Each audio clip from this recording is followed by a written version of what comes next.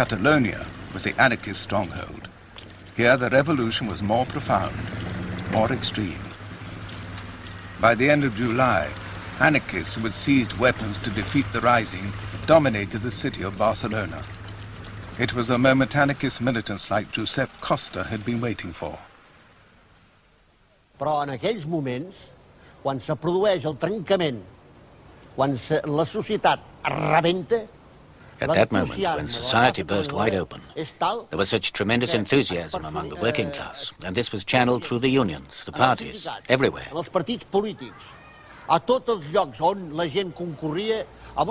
People participated with such enthusiasm, with such vitality, that it's very difficult to describe it now after so many years and to examine that situation coldly. But I do have to say that among ourselves, many of us said, now's the time to destroy all that has been oppressing us. But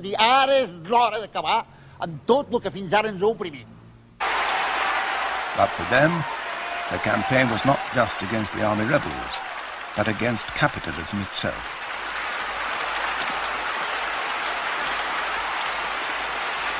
While the columns surged out to defeat the enemy, committees of workers in the town struggled to construct a new order out of the confusion.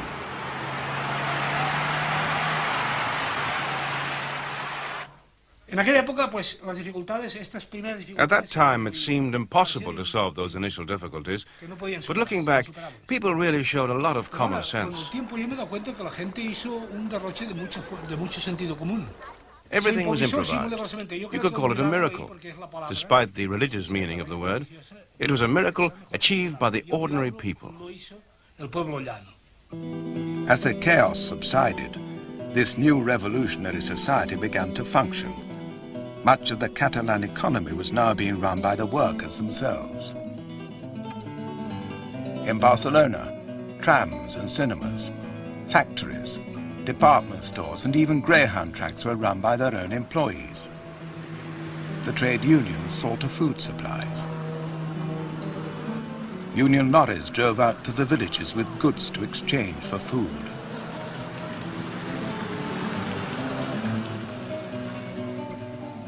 Barter, not purchasing, kept Barcelona fed for the first weeks of the Civil War. In some places, money itself, seen by anarchists as inherently evil, was abolished. Shopping was done with vouchers, issued by local committees. What do these vouchers represent? Well, they had to represent hours of production. The hours spent by a carpenter building a piece of furniture, or the hours spent by a peasant harvesting, working on the fields. Everything was calculated in hours of production. The peasants liked it because it meant making them equal to the industrial workers, making all work equal. Vouchers bought bread at the baker's, or into canteens serving cheap meals to militiamen and working-class families, as its anarchist newsreel proclaimed.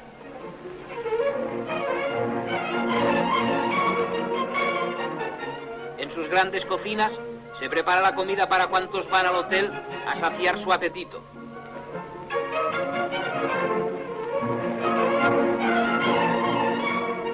Los amplios comedores que antes ocupaban maquilladas y frívolas damiselas, grandes financieros, capitanes de industria, aristócratas ociosos y aventureros internacionales de toda la Haya, ahora están abarrotados de hombres y mujeres humildes que siguen el ritmo de la sociedad que se está creando.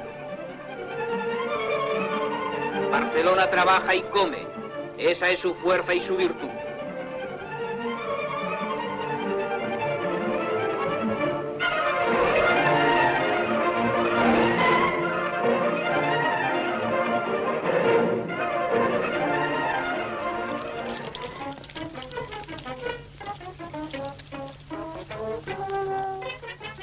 Now that the factories and workplaces were in the hands of the workers, anarchist union leaders like Josep Costa fought to start production again.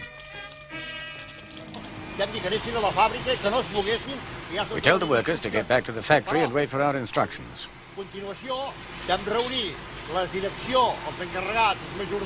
Immediately we called all the factory owners and executives to a meeting at the town hall. We tell them, well, gentlemen, something big has happened here. We don't know what's going to happen, but the factories have to continue functioning.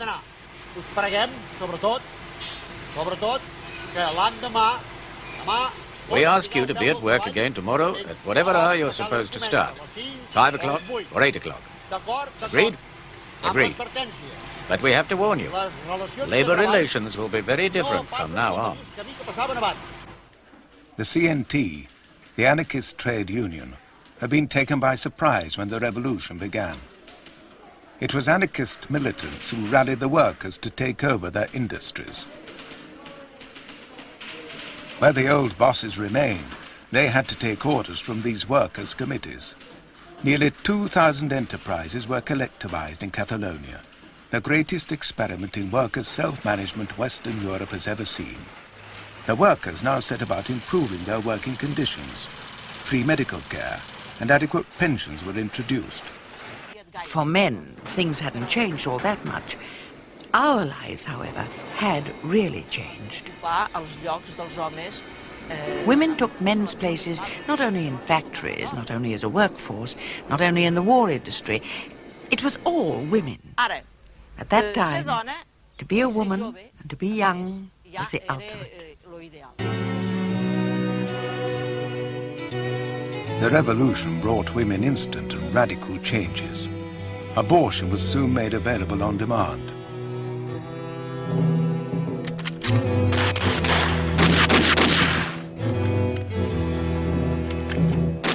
Initially, women went to the front to fight and die in the trenches.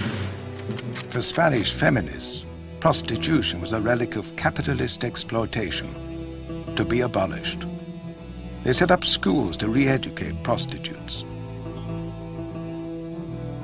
Revolutionary vice squads cleaned up the red light district of Barcelona. But it wasn't easy to change old habits overnight.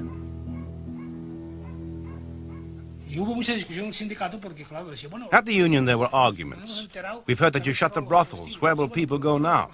The others would reply, they can find a girlfriend or get married. That can't be done overnight, they'd say. You could have shut 2 brothels today, another 2 tomorrow, so that people could get used to the idea. The same with the taverns. What about the waiters? What will they do for a living? Teach them another trade. Where? You see, there were those we called the pragmatists, the realists who could see the revolution wasn't easy. But then there were the moralists, those who gave the Spanish Revolution the healthy air it had.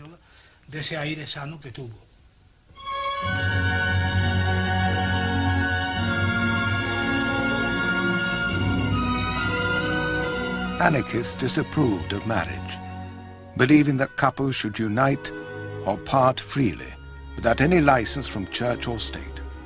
Young revolutionaries happily adopted their advice, but many mothers were appalled by free love. Some mothers even came to the union to speak with people they considered apostles of free love. Look, my daughter has left home without telling me. She's living somewhere with someone. We'd say, we're all in favor of it.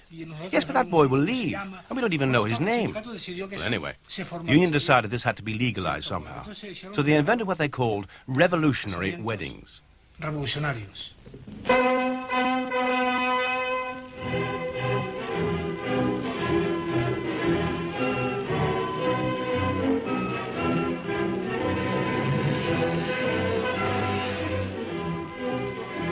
Revolutionary weddings took many different forms.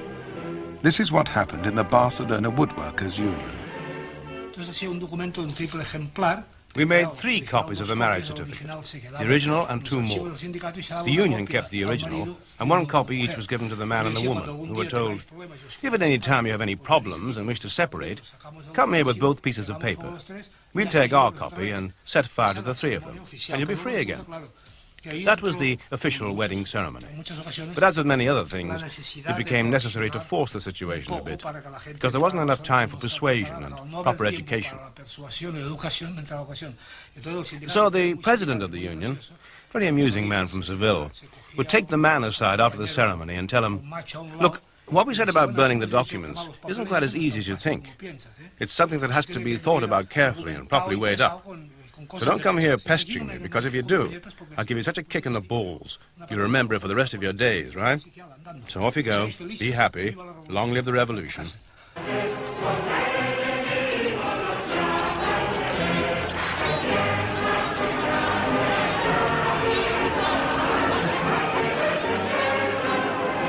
Young labourers rushed to join the militia. As the columns advanced, they spread the revolution.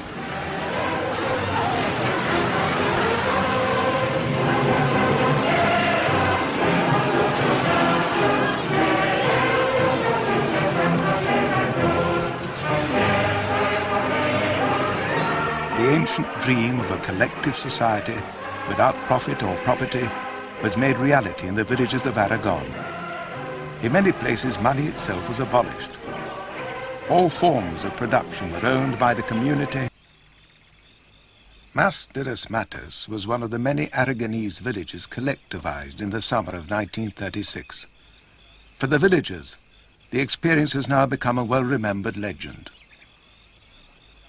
These three men were among the young local anarchists who abolished private property in Mas de los Matas.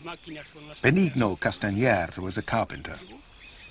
We built a sufficiently large workshop on the outskirts of the village, and all the carpenters went to work there. They appointed a delegate to represent them at the collectivization committee. The same was done for the bricklayers, the barbers, the blacksmiths, for every trade. The tailors also. Well, all the barbers had joined the collective voluntarily. They were all in it voluntarily, weren't they? A large shop was found for them, and the 3 or 4 barbers in the village all brought along their tools and their chairs, and they all worked there for free. And most of their work was done when the peasants came back from the fields in the evening. This also caused some problems, because some people would say, "Look at those lazy barbers. They spend the whole day walking around doing nothing." So we had to explain to everybody that they worked until 10 p.m. so that everybody could be served. Some people just didn't realize how late the barbers had to work. Well, this is one of those minor inconveniences. The anarchists of the collective by choice are out of fear.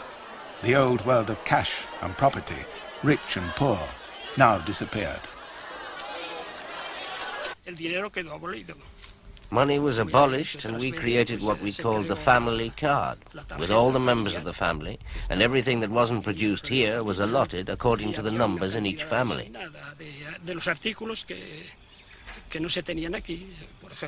For example, sugar, rice, even meat, 100 grams per person per day. And it was the same for everybody. There were no preferences. Everybody ate as much as they wanted of the local produce. So money for use in the village was completely abolished. The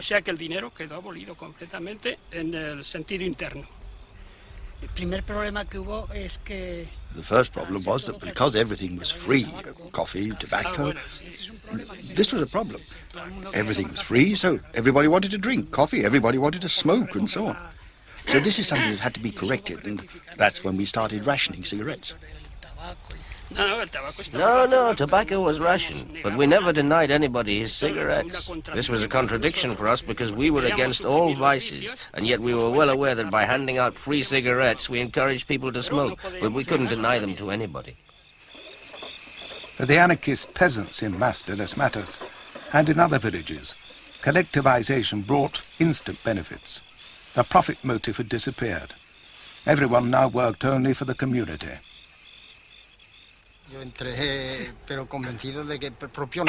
I joined the collective fully convinced, and I gave everything. At home they were nearly crying because I took everything to the collective. Our sheep, all our money, everything. And with such enthusiasm. And working as much as we did before because the harvest had been delayed. We worked day and night.